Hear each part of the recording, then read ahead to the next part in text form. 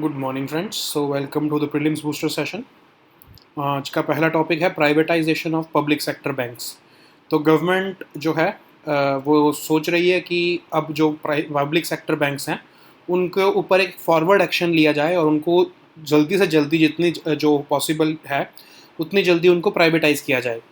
तो थोड़ा सा बैकग्राउंड देखते हैं सिचुएशन का। तो एक्चुअली यूनियन बजट में 2021-22 में यूनियन फाइनेंस मिनिस्टर ने बोला था कि वो दो public sector banks besides IDBI bank जो है वो प्राइवेटाइज करेंगे। और जो है लेकिन उसके ऊपर कुछ प्रोग्रेस जो है वो हमें देखने को नहीं मिली बिकॉज ऑफ सेवरल इश्यूज।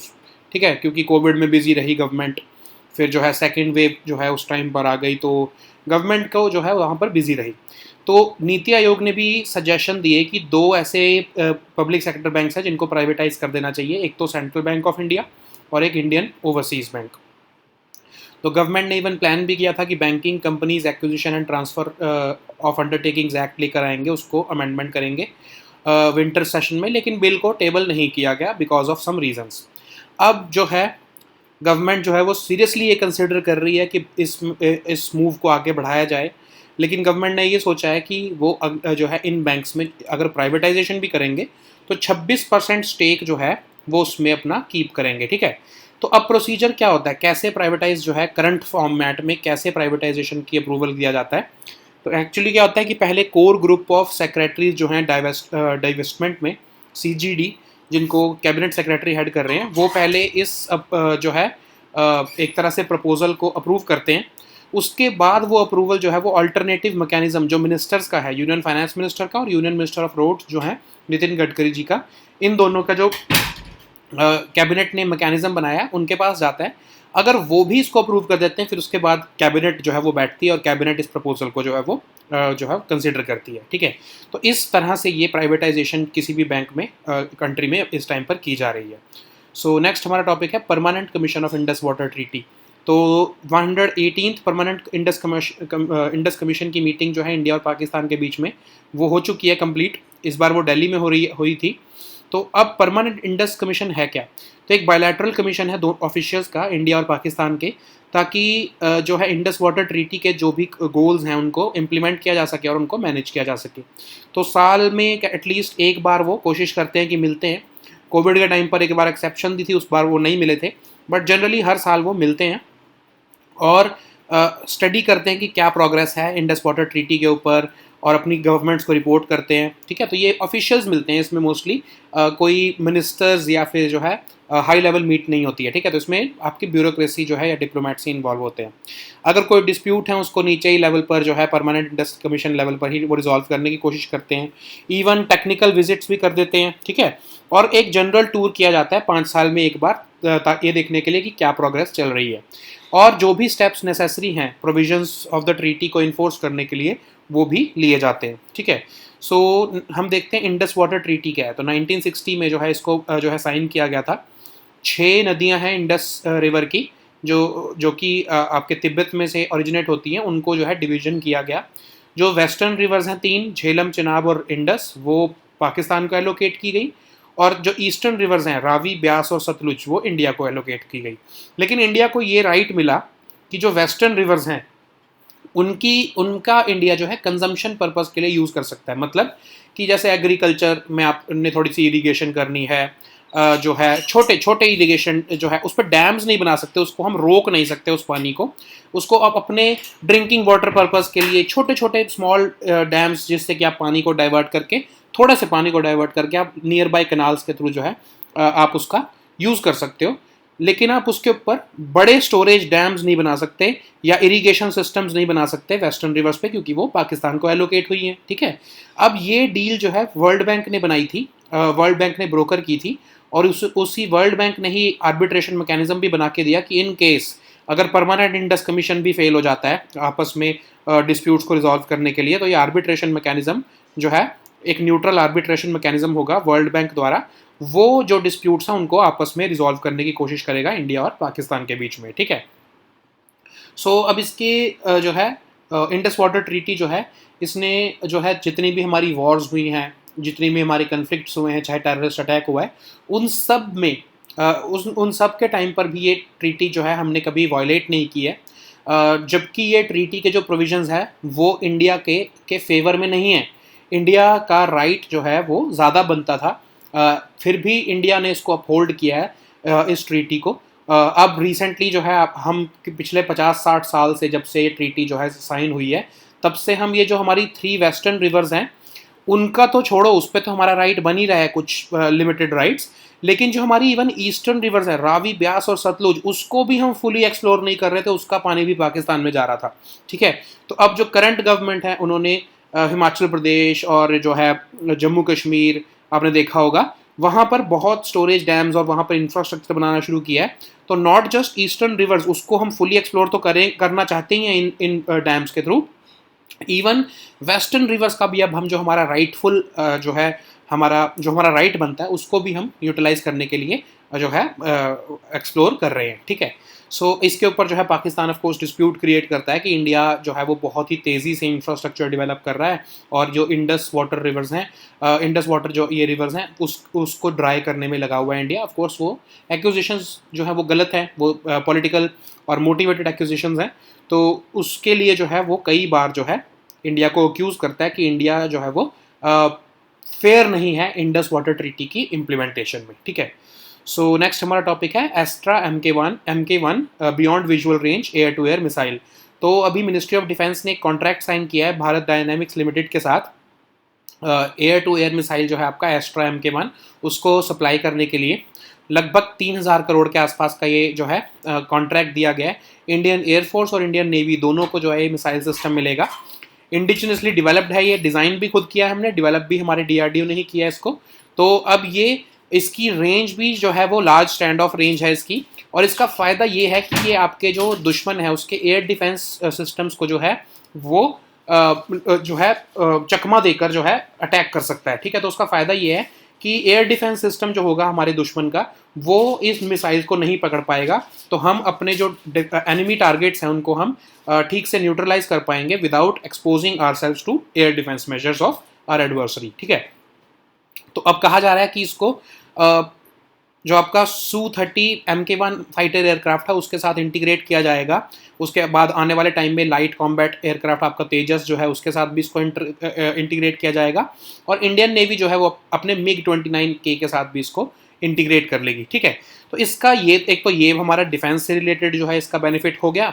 दूसरा हमारी जो है इकोनॉमी को भी बेनिफिट क्या हो रहा है कि एक तो हमारी इंफ्रास्ट्रक्चर और टेस्टिंग फैसिलिटीज़ कंट्री में जो है वो बढ़ेंगी, क्योंकि हम ये प्रोजेक्ट इतना बड़ा दे रहे हैं अपनी कंट्री के अंदर ही।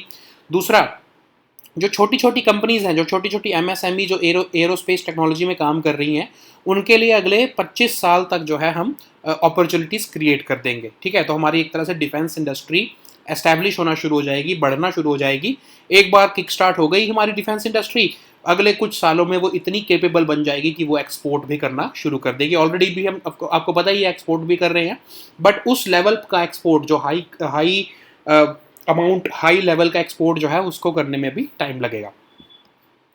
सो नेक्स्ट टॉपिक हमारा है शुगर प्रोडक्शन। तो आफ्टर 5 ईयर्स महाराष्ट्र जो है उसने उत्तर प्रदेश को ओवरटेक कर लिया है as India top sugar producer.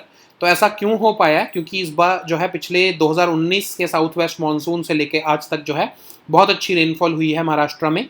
Farmers भी जो है वो अच्छी केयर कर रहे हैं अपने क्रॉप की, और अनरजिस्टर्ड केन कल्टीवेशन भी है, मतलब जितना सरकारी आंकड़ों के मुताबिक उससे ज़्यादा भी जो है शुगर केन की जो है प्रोडक्शन की जा रही है। तो जब उसकी भी कल्टीवेशन के बाद उसकी जब हार्वेस्टिंग होगी तो वो और ज़्यादा इन फिगर्स को बढ़ा देगी, तो उत्तर प्रदेश से और आगे जो है महाराष्ट्र निकल जाएगा।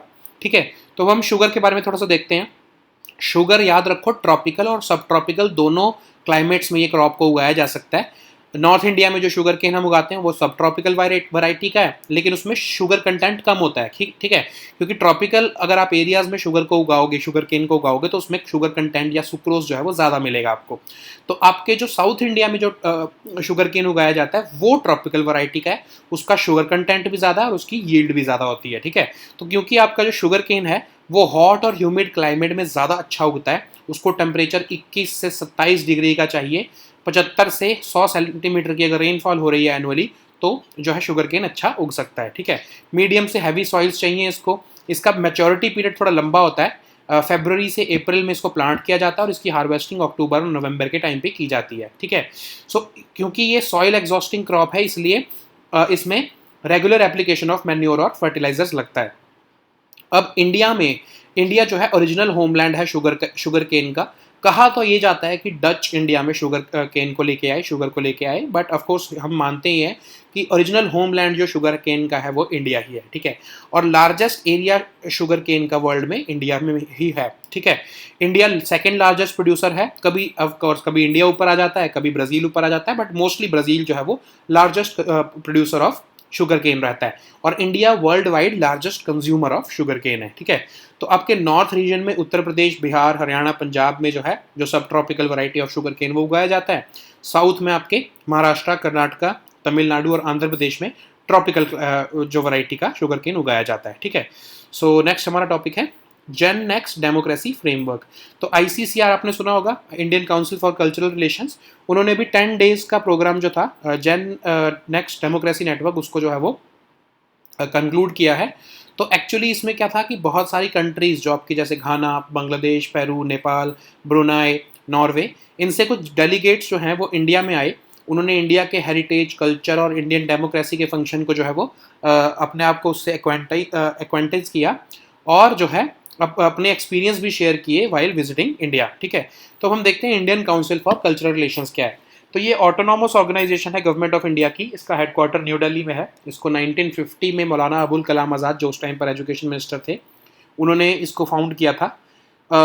ऑब्जेक्टिव इसका क्या है कि ये हमारे इंडिया के कल्चर को ग्लोबली प्रमोट करता है, ठीक है। सो इसके कुछ इंपॉर्टेंट अवार्ड्स हैं, जैसे distinguished Indologist award, world Sanskrit award, Gisela Bonn award, Jawaharlal Nehru award for international standing. ये अवार्ड जो है आईसीसीआर ही देता है, ठीक है। नेक्स्ट टॉपिक हमारा है रेड सैंडर्स। सैंडर्स किसको कहते हैं आपके, जो आपके चंदन को, ठीक है। तो डायरेक्टरेट ऑफ रेवेन्यू इंटेलिजेंस जो है उसने लगभग 12 करोड़ रुपए का जो है इलीगल रेड सैंडर जो है वो रिकवर किया है अंडर ऑपरेशन रक्त चंदन, ठीक है। तो अब रेड सैंडर्स के बारे में थोड़ा सा देख लेते हैं। रेड सैंडर्स जो है उसका साइंटिफिक नेम है टेरोकार्पस सेंटालिनस, ठीक है। ये इंडिया का एंडेमिक ट्री स्पीशीज है। आंध्र प्रदेश में खासकर ये एंडेमिक है। वहाँ के रॉकी, डिग्रेडेड और फैलो लैंड में जिसमें रेड सॉइल है वहाँ पर ये यूजुअली ग्रो किया जाता है। बहुत फेमस है ये। इलिसिट स्मगलिंग होती है इसकी। इसका यूज़ कहाँ होता है? मोस्टली कॉस्मेटिक में होता है और इवन मेडिसिनल प्लांट्स में भी जो है वो यूज़ किया जाता है। एक्सपोर्ट जो है रेड सैंडर्स का इंडिया से वो प्रोहिबिटेड है, लेकिन इसलिए स्मगलिंग होती है इसकी और चाइना और जापान तक ये पहुंच जाता है और वहाँ पर इसका यूज़ किया जाता है, ठीक है। तो इसका प्रोटेक्शन स्टेटस आपका IUCN रेड लिस्ट में इसका स्टेटस एंडेंजर्ड है। साइट्स में इसका स्टेटस अपेंडिक्स 2 में है और वाइल्ड लाइफ प्रोटेक्शन एक्ट के शेड्यूल 2 में इसको प्रोटेक्शन मिली हुई है, ठीक है। So now let us see all these topics in English. So the first topic is privatization of public sector banks. So recently, some top finance ministry officials have confirmed that the government of India is in the process of taking advanced action in the context of privatization of public sector banks. So actually, what happened is that recently in the Union Budget for 2021 and 22, the finance minister announced that the government intends to privatize 2 public sector banks besides the IDBI bank, but later on there was no particular mention about the progress of that decision. The Niti Aayog also suggested that 2 PSBs which must be privatized are the Central Bank of India and the Indian Overseas Bank. So for that, the government also tried to introduce the Banking Companies Acquisition and Transfer of Undertakings Act of 1970 in the winter session of Parliament, but the bill was not tabled. Maybe there was a rethink at the highest level, but now the government has decided that they will retain at least 26% stake in the PSBs post privatization. Okay, so in case the government goes ahead for privatizing these public sector banks, what will be the procedure for that? So the core group of secretaries on divestment will consider this proposal. Of course, this CGD is headed by the cabinet secretary. Once CGD approves it, it will be sent to the alternative mechanism formed by the cabinet, union cabinet. It is consists of the Union Finance Minister and the Union Minister for Roads. and after this alternative mechanism also approves this proposal, then this will go forward to the Union Cabinet, and after their nod, this will be done. The privatization of these public sector banks will be done. Okay. So the next topic is Permanent Commission of Indus Water Treaty. So recently, the to-date 118th Permanent Indus Commission meeting between India and Pakistan ended, and both sides showed positive signs regarding the developments of this Indus Water Treaty. Okay. So what is this Permanent Indus Commission? So it's a bilateral commission of officials, consist of officials, not the ministers or the high-ranking government functionaries, but the diplomats and the officials of the government of India and the government of Pakistan. So they meet regularly at least once a year to oversee the implementation and manage the goals of the Indus Water Treaty. Okay. So what are the functions of this commission? So it generally studies and reports the progress or the development on the waters of the rivers. In case there are certain disputes, they first try to resolve them at their level. They even arrange for technical visits to the project sites, and once in 5 years they also go for a general tour of inspection on the rivers for ascertaining the facts. Okay, so in case there are certain steps which need to be undertaken for the effective implementation of this treaty, then they are also taken at this Permanent Indus Commission level. Okay, so what is this Indus Water Treaty? So of course it was signed in 1960 by the then Prime Minister Jawaharlal Nehru and the then Pakistani President Ayub Khan, and it divides the 6 rivers of the Indus basin, which originate in Tibet, and the 3 western rivers out of these 6 have been allocated to Pakistan, and the 3 eastern rivers, that is the Ravi, Beas and Satluj, they have been allocated to India. Several experts have accused that this Indus Water Treaty is unfair to India, because India must be having more rights over the river, and we are even failing to fully realize the potential of Indus Water Treaty. Of course, the game is changing now, but still we have not been able to fully realize fully tap the potential of this treaty, because we, apart from these 3 eastern rivers, we are also allowed to explore the 3 western rivers for small consumption purpose, like for your drinking water purpose, or your small agricultural irrigation projects can also be there without diverting the source of the flow of the river. Okay, so you cannot build the large storage dams or irrigation systems on these western rivers, but you can go for small irrigation dams, or even your consumption purposes for your drinking water. Okay, so for that we have not been able to fully realize the potential of these 3 western rivers. Forget that, even we were not realizing the potential of the 3 eastern rivers which have been allocated to us. So that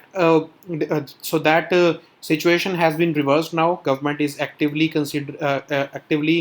increasing the infrastructure in the Jammu and Kashmir, Himachal Pradesh region, so that we can realize the potential of these 3 eastern rivers. And this treaty was brokered by the World Bank. They also created an arbitration mechanism in case both the parties, India and Pakistan, they fail to resolve their disputes at the bilateral level, at the Permanent Indus Commission level, or at any higher level. Then this arbitration mechanism comes into the picture. It is headed by a neutral expert, which is appointed by the World Bank for resolving the disputes. Okay, so the next topic is Astra Mk1 Beyond Visual Range Air-to-Air Missile. So Ministry of Defence has signed a contract with Bharat Dynamics Limited for the supply of these missiles for a cost for the use by Indian Air Force and Indian Navy at the cost of about 3,000 crores. And this is indigenously designed and developed by the DRDO, and it is being manufactured or produced by the Bharat Dynamics Limited. Okay, so what is the benefit of it? What is this beyond visual range capability? So it allows our aircrafts, or even our missile systems, to neutralize the adversary aircraft without exposing itself to the adversary's air defense systems. Okay, so it will allow us to target the adversary without exposing ourselves to the air defense systems which may be installed in the enemy aircraft. So this Air-to-air missile has been developed by DRDO in coordination with the Indian Air Force, so that their needs can be fulfilled. So it has been fully integrated as of yet on the Su-30 Mk1 fighter aircraft, and the plan is to integrate it further with the Tejas, and Indian Navy will also integrate it on the MiG-29K fighter aircraft. So apart from the strategic significance of this missile system, it will also be important for our economy, because it will be a catalyst for the development of infrastructure and testing facilities at the Bharat Dynamic Limited, and it will also create several opportunities for the MSMEs who are operating in the aerospace technology. Okay, so the next topic is sugar production. So this topic is important for your economy section. So after a gap of 5 years, Maharashtra has overtaken Uttar Pradesh to become India's top sugar producer. So generally they compete with each other. Most of the times Maharashtra is the first, or Maharashtra is the top sugar producer state in the country. So how it has become possible for Maharashtra to overtake Uttar Pradesh once again? Because there has been bountiful rainfall due to the southwest monsoon, and farmers are even taking extra care of their crop. There is also a huge jump in unregistered cane cultivation. So apart from this, the government figures, there is also unregistered cane cultivation, which once it will be harvested, it will add to the figures, and this figure will increase the overall sugar production figures of Maharashtra. And of course, it has already overtaken Uttar Pradesh. But and after accounting for these unharvested cane, after accounting these unharvested cane, the figures will go further. Okay, so while we're discussing it, let us also see something about sugar. So sugarcane is basically a tropical and a subtropical crop. So it is when it is grown in North India, it's a subtropical variety, but it has low sugar content. Okay, and when it is grown in South India, it is a tropical variety of sugarcane, and it has very high sugar content and very high yield. Okay, because it grows very well in hot and humid climate with a temperature of 21 degrees Celsius to 27 degrees Celsius and a rainfall of 75 to 100 centimeters per annum. And it grows very good in medium and heavy soils, but it has a long maturity period. So generally it is planted between February and to April, and it is harvested during the October and November period. Okay, because it is a soil exhausting crop, therefore a regular application of manure and fertilizers are required. So India is considered as the original homeland of sugarcane, and it also has the largest area under sugarcane in the world. We are the second largest producer of sugarcane, and Brazil, of course, is the first or the largest producer of sugarcane, but we are the largest consumer of sugar. Okay, so generally it is this competition is between Brazil and India, but most of the time Brazil remains the top producer of sugar. Okay, so in the north, Uttar Pradesh, Bihar, Haryana, and Punjab plant this subtropical variety of sugarcane, and the south goes for the tropical variety in Maharashtra, Karnataka, Tamil Nadu, and Andhra Pradesh. Okay, so the next topic is Gen Next Democracy Framework. So ICCR, that is the Indian Council for Cultural Relations, they have concluded this 10-day program of Gen Next Democracy Network. So generally, what happened is that certain delegates from 6 countries were invited to India so that they can get themselves acquainted with India's heritage, culture, and functioning of democracy. And this program has allowed them to share their experience of visiting India also. Okay, so why ICCR is organizing it? Because ICCR has this mandate that it is involved in promoting India's culture abroad, and it is an autonomous organization of the government of India. It was founded in 1950 by the first education minister of India, Maulana Abul Kalam Azad, who intended to promote Indian culture abroad. So for that, this ICCR formulates and implements the policies and programs so that India's external cultural relations can be formed. Okay, so these are the certain awards which are given by ICCR: Distinguished Indologist Award, World Sanskrit Award, Gisela Bon Award, Jawaharlal Nehru Award for International Understanding. All these awards are given by ICCR. So the next topic is Red Sanders. So Directorate of Revenue Intelligence has recovered about red sanders of about 12 crore rupees under the Operation Rakt Chandan. Okay, so what is this red sanders? So it's a species. Its scientific name is Pterocarpus santalinus. It is endemic to India, and it is endemic to the distinct forest tracts of Andhra Pradesh. So it generally grows in the rocky, degraded, and fallow lands which with the red soil, and it is grown in the hot and dry climate. What are the threats to this red sanders? Of course, it is known for illicit smuggling.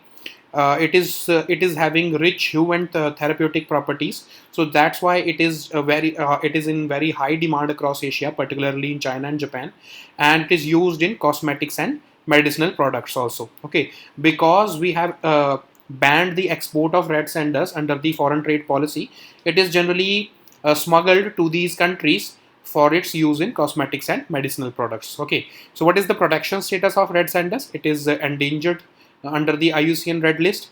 Under the CITES, it is under the Appendix 2, and Schedule 2 of the Wildlife Protection Act of 1972 is giving protection to red sanders. Okay, so these were our topics for today. We'll meet next time with new topics.